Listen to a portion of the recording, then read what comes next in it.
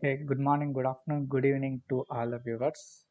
Today, in this particular video, we are dealing with the topic QRMP scheme, the new scheme under GST.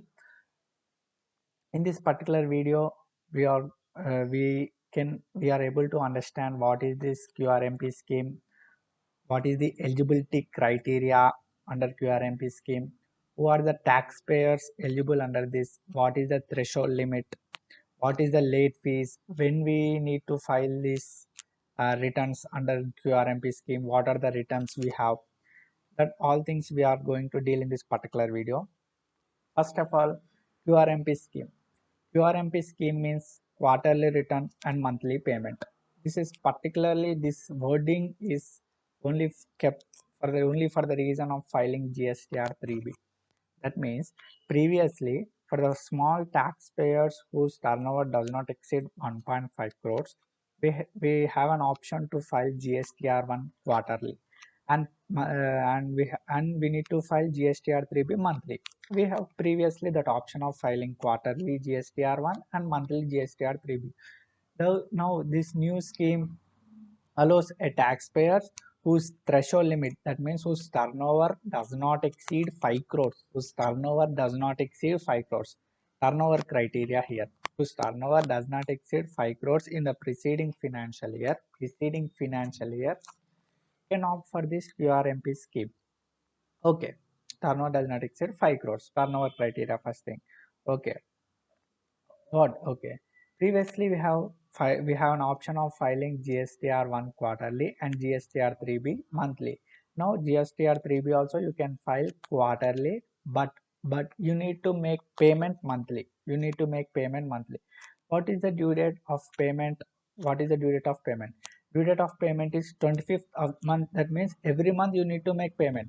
Every month you need to make payment. The due date is 25th of the month following every month. That means if you have opted for QRMP scheme for the quarter January to March, January to March, you need to file GSTR 3B due date. GSTR 3B due date is 22nd or 20th, as the case may be, 22nd or 20th on respective states, respective due dates, 22nd or 20th of the month following every quarter. 22nd or 20th of the month following every quarter. That means your quarter ends on 31st March and you need to file GSTR 3B on or before 22nd or 20th of the April. If a particular quarter, January to March quarter. Okay, this is the due date, and you need to make payment 25th of the month following every month. That means for January to March quarter, for January month payment you need to make on 25th of February. For February month you need to make payment on or before 25th of March. And for the March month, you need to file GSTR 3B on or before 20th or 22nd of the April, and before filing you need to make payment compulsorily, because without payment your return will not be uploaded or filed. Now, okay sir, you told that you need to make payment. Okay, now under this QRMP scheme, when you go for payment option, you will look into two. One is self-assessment method, next one is fixed sum method, and down you will have any other payment. Reason, you need to select reason for making payment. Any other payment is for other cases, so does not fall under QRMP scheme. To fall under QRMP scheme, you will look into two options. One, the first one is 35%, 35%. One option you will get, and next one is self-assessment basis. You will get an option. Okay, if you want to discharge the 100% GST liability, you can go on to self-assessment basis, and if you want to discharge 35, the 35% option is, see, if you not for this quarter, that is January to March quarter, 35% is not so relevant. For next quarter, you see, if your turnover, if you tax liability for January to March quarter is something like 1 lakh, if you make payment for the April to June quarter, when you making payment for the month of April, on when you will make payment, 25th of May. while you are making payment on or before 25th of May, that if you select an option of 35%, that 35% will be calculated on tax liability discharged in quarter January to March. January to March. So at present that is not relevant. Anyhow, you can select an option of that 35%, or you can go with 100% liability under, you can discharge 100% liability under self-assessment basis. Okay, what is this? Okay, sir, what is this due dates for opting into QRMP scheme? QRMP scheme, opt in or opt out. See, for a particular quarter, January to March, if you for particular quarter January to March, the due date for opting in or opting out from this QRMP scheme is first of the second month of the preceding quarter, first of the second month of the preceding quarter, and first and last of the first month to the to that quarter. That means you want to opt in for QRMP scheme. Now almost January to March, that option is has gone.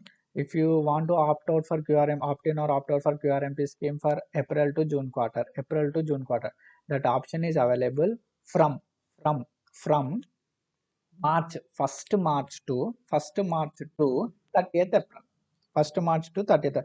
That means first of the second month of the preceding quarter, first of the second month of the preceding quarter to last of the first month of that quarter. That means from 1st March to 30th April, you will get an option of choosing for opt-in or opt-out from the QRMP scheme. Similarly, for July to September quarter, July, August, September quarter, from 1st June, to 31st July, 31st July. In this period, you can select an option to opt in or opt out for QRMP scheme.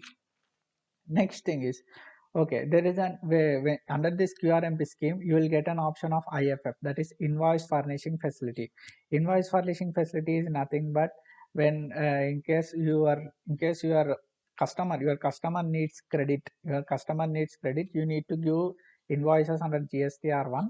In the GSTR1, you will get an invoice furnishing facility. Only the B2B invoice you will get. Now it is not getting an option, but further you will get an option for invoice furnishing facility.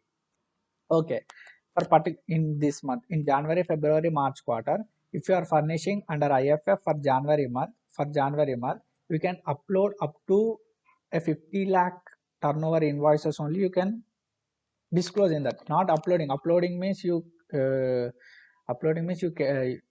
are not going to upload the invoices.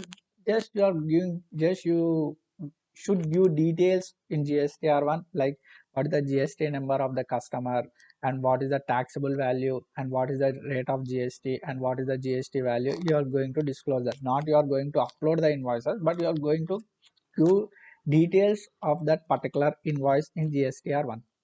When you are doing that particular invoice for the particular month, that is January month, in January month IFF GSTR1, and February you need to give February details. And when we are furnishing that quarter GSTR1, that quarter's GSTR1, and you should not give the details of the invoices you furnished under IFF in for January month, for February month.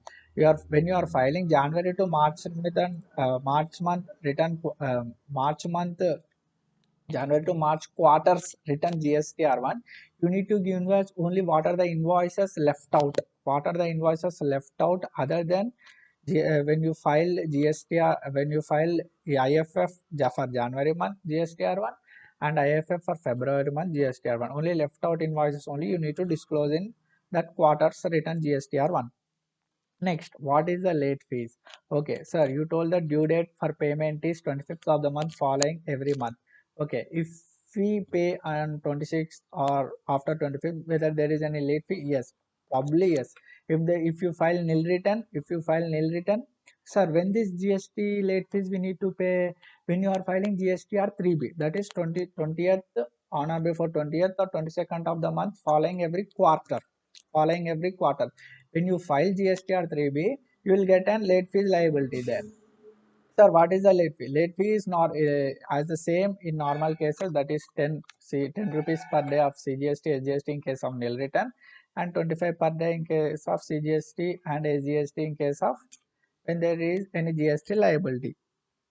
Okay, can be utilized only for first 2 months of the quarter. That IFF invoice furnishing facility can be utilized only first 2 months of the quarter. For last month, anyhow, you will file GSTR on quarterly basis. And the restriction is maximum you can upload only up to 50 lakhs value of invoices in IFF per month.